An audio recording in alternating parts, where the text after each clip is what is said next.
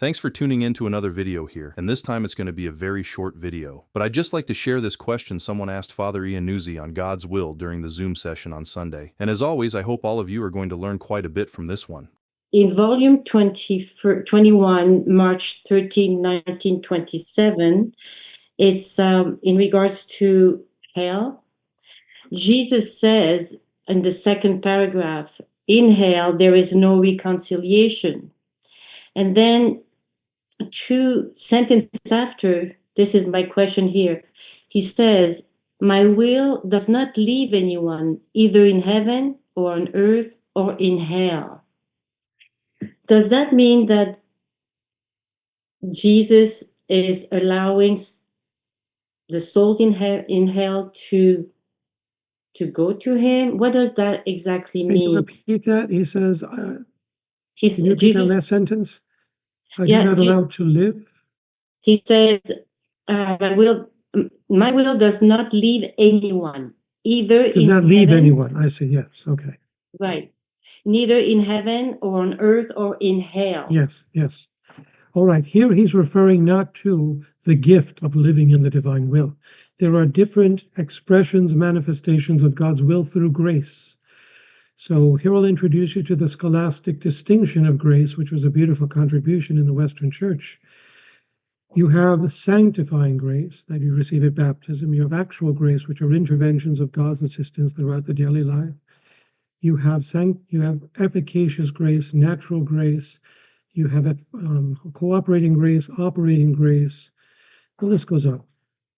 Here he's talking about his will in natural grace, not in sanctifying grace, not in the grace that comes to us through the gift of living in the divine will, which is the grace of graces.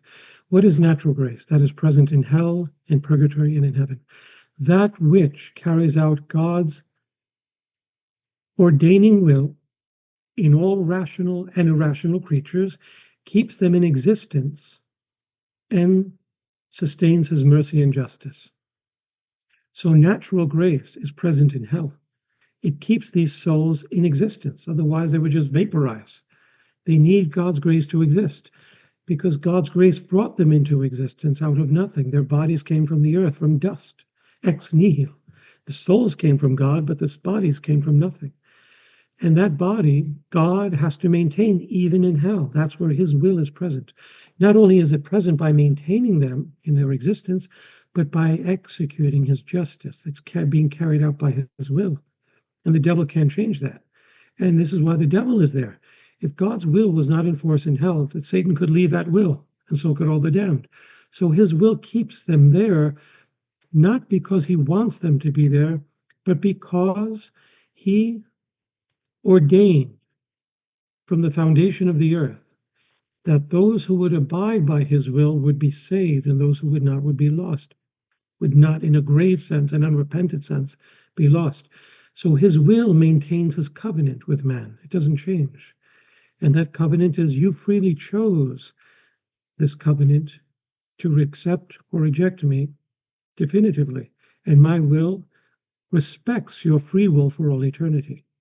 Jesus tells, I think it's Faustina, that there are different degrees in hell, according to the different sins committed on earth by these souls that are damned.